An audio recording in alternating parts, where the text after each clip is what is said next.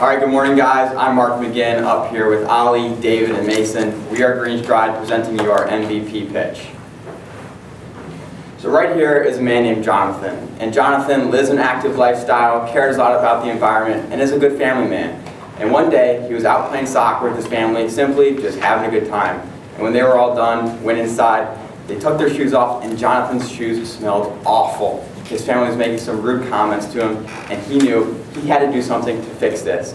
And Jonathan here is not alone. There are 36 million people in the United States that suffer from smelly shoes.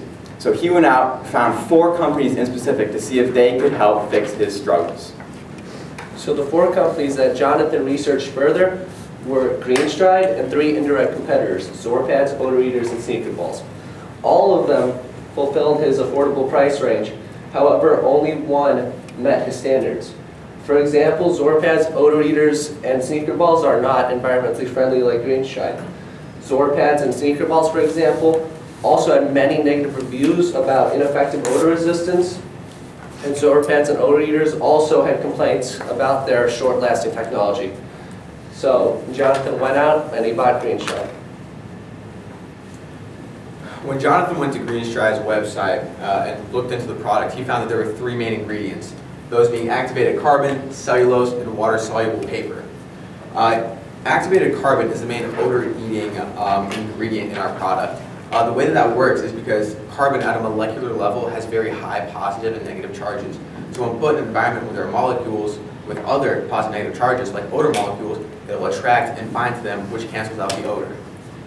Cellulose is used to bind the activated carbon to a water-soluble paper. Cellulose is a natural ingredient, it's very strong, and it's biodegradable.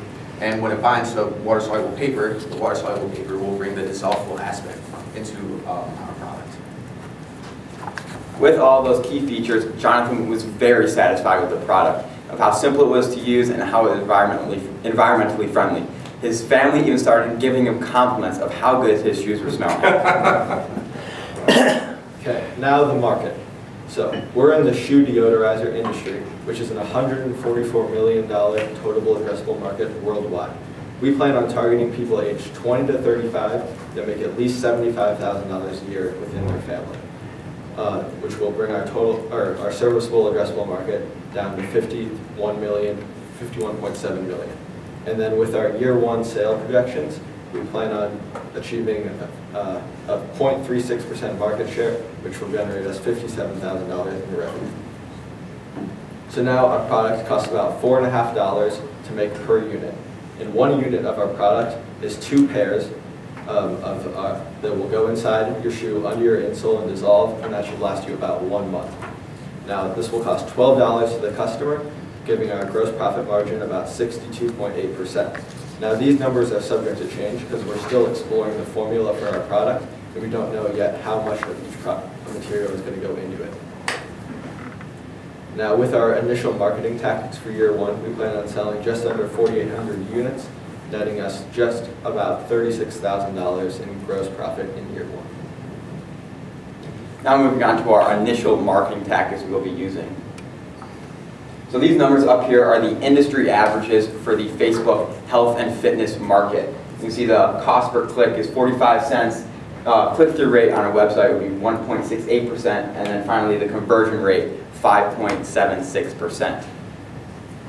Taking those numbers into account, we will be spending $500 per month on marketing on Facebook. That would help us reach about 66,000 people, and then 64 new customers per month. And make sure to keep in mind that we will not be selling 1 unit per customer. We could sell multiple units over time per customer, generating multiple sales.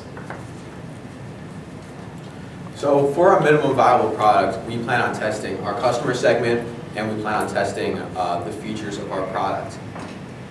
So in testing the features of our product, there's 2 main tests. First is product development. So we want to perfect the formula. We want to see how much activated carbon we can put inside 100 grams of cellulose that will still be able to bind to the water-soluble paper. So in perfecting that formula, we hope to finish that by the 1st of March. Obviously, it's science, it may take some time. And once we perfect that formula, we plan on running focus groups. So we plan on running 6 focus groups, each with 5 people. And those focus groups, we want to test the lifespan of activated carbon, and we also want to test the dissolvable aspect of our product. So we plan on starting those starting March 1st, and we plan on running that all the way through the end of May. So the materials that we need to get this MVP started, first are 13.2 pounds of microcrystalline cellulose at $131. This is the binding agent, this is the glue, this is what brings our product together. We'd also like 15 pounds of activated carbon at $21 a pound, that's about $315. This is the main odor-eating ingredient. And we also like it to be pure activated carbon. The purer it is, the higher partial positive and negative charges it has. And lastly, we like 200 sheets of water-soluble paper at $53. This brings the the dissolvable aspect into our product. We plan to make 60 units with this, and obviously there is a little bit of wiggle room in these numbers because we have to perfect the formula. So, like we may need a little more activated carbon for some tests, maybe a little more cellulose for another test. So there is some extra. So we're utilizing the landing page MVP. Firstly, we want to spend $100 marketing on Facebook, which Mark went more in depth on earlier. And we also want to post in target groups such as running and cycling groups, more active people, which will target our customer segment. And we want to, through our landing page, we want to gather emails to really see how many people truly want this product and the demand for it. And following our focus groups, we're going to want to actually sell the fully developed product. And we want to implement this by February 14th. So as you can see here, this is a snapshot of our landing page, which we've created. You see the pre-order button, which created with Foxy.io. It's easy to navigate, and this would be one of our channels as well. So some of our success standards in terms of product testing are, first, we want to see the number of grams of activated carbon that we can put inside of 100 grams of cellulose. So this is pretty much perfecting the formula. We want to get it down so we can start our focus group testing. And second is the number of checkpoints. And when we say checkpoints where odor is muted, we are going to hand out a pair of our product to participants. And we're going to call them up twice a week for 2 weeks. And if 3 out of 4 of those calls, they're enjoying our product and odor is muted, we would consider that a success. And another metric we'll use to determine our success is the number of landing page visits, especially regarding our MVP. This is important. We have a goal of 220 visits, and we also have a goal of 50 emails collected. These 2 stats will help us, like I said earlier, test if there's true demand and interest in our product, or if they just visited our page and they don't want to go any further. So this comes out to $599 for what we all described: product development, targeting our customer segment, and nearly everything we need, and we're asking it of you today. So thank you for listening, and step into your day fresh with Greenstride.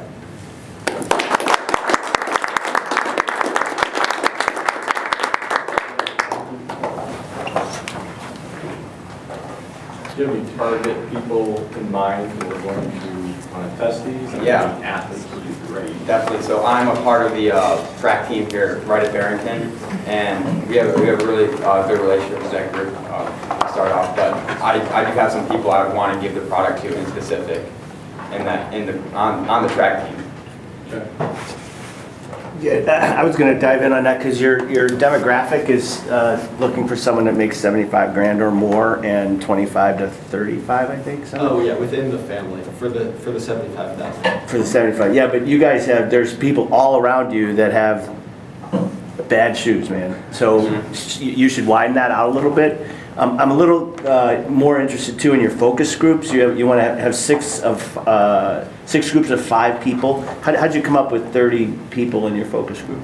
Honestly, that was just an arbitrary number. We were talking to our mentor, and he's like, he suggested that, and we decided to go with it. It seemed well enough so that we could get enough data. If 30 people are saying that you know, or not even 30, if 25 people are saying that, you know, your product works well, it dissolves, it's muting our odor, we consider that a success. So that's why we chose 30. It's achievable, it's manageable, but it's also giving us enough data where we can actually see if our product is working. What's going to change from focus group to focus group?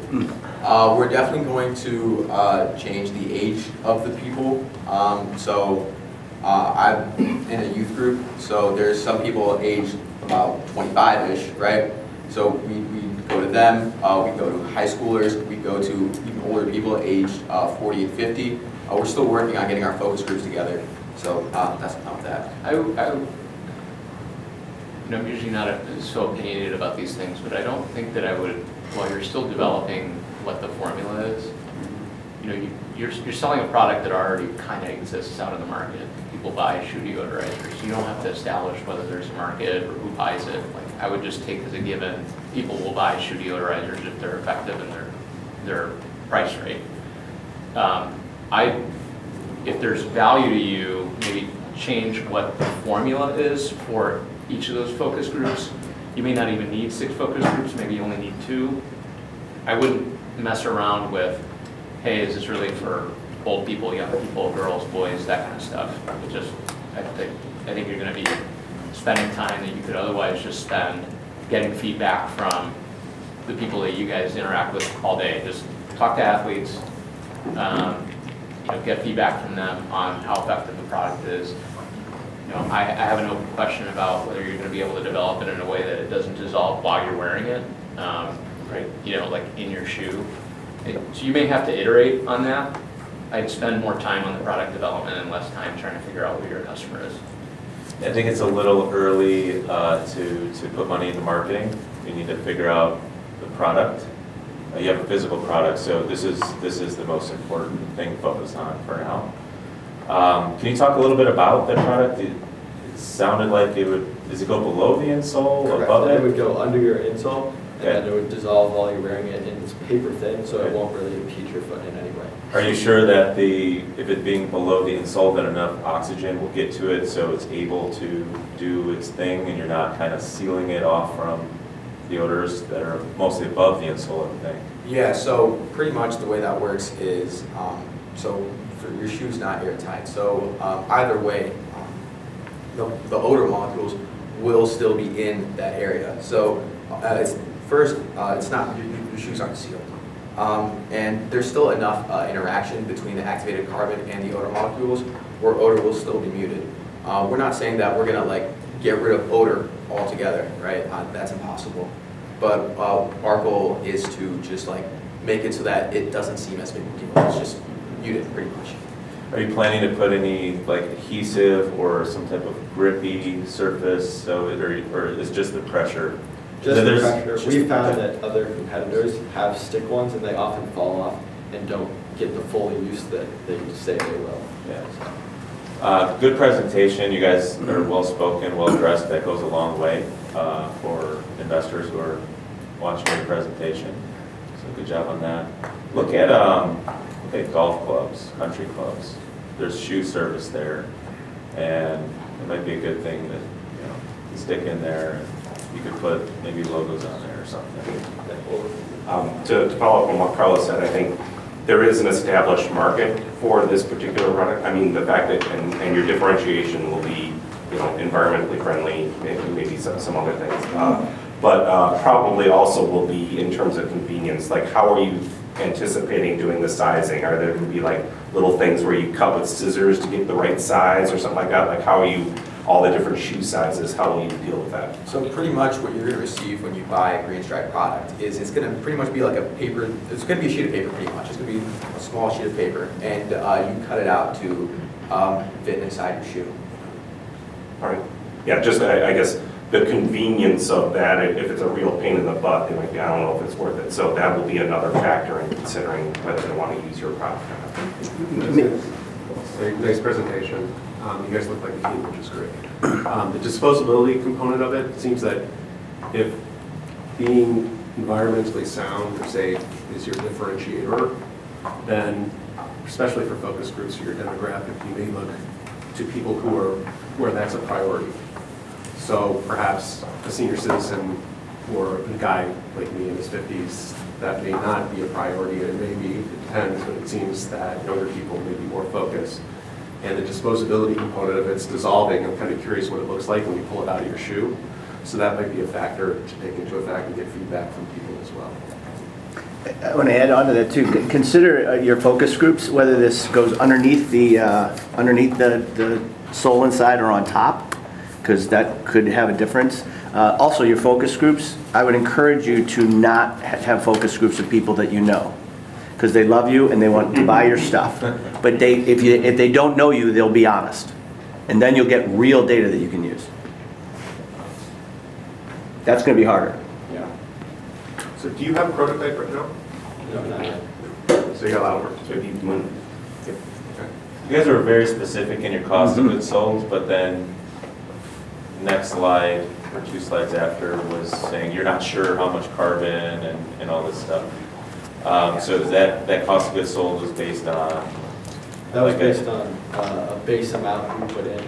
We believe that we probably won't need that much for each one, but we're not entirely sure Okay, yet. so you padded it, but it could go down. We actually expect this to be quite a bit less. For each cost of good, we put in extra of what we need. Like, there's no possible way we're gonna need that much in one. Okay. I was impressed with how much thought you put into the materials that you need for the MVP. That was good. What are your roles? Have you established founder roles? Are you guys taking on different sections of the business? Somebody's taking the lead on the science and marketing, or are you guys all kind of wearing all the hats at once? We've divided it for the most part. He's doing most of the science stuff.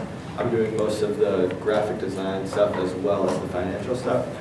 Mark is doing most of the marketing, and David is doing a lot of the competitive analysis and other stuff like that.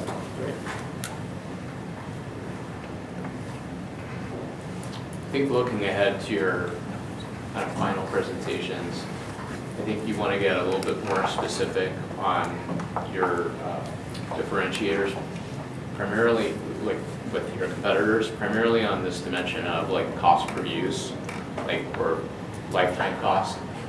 If yours you can wear, for 2 weeks without having to replace it versus a competitor that may take, a month, you're going to have to try to figure out where you are on that affordability spectrum, because it's a little bit more complicated than what one unit costs.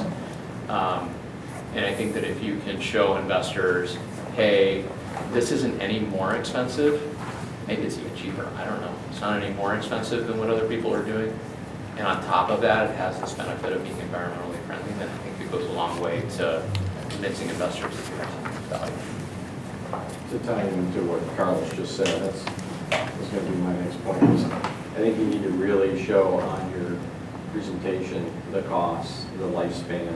You're going against the competitors who have been in this industry for a long time. And so you've got to really spell out why yours is going to be better and why people need to buy yours.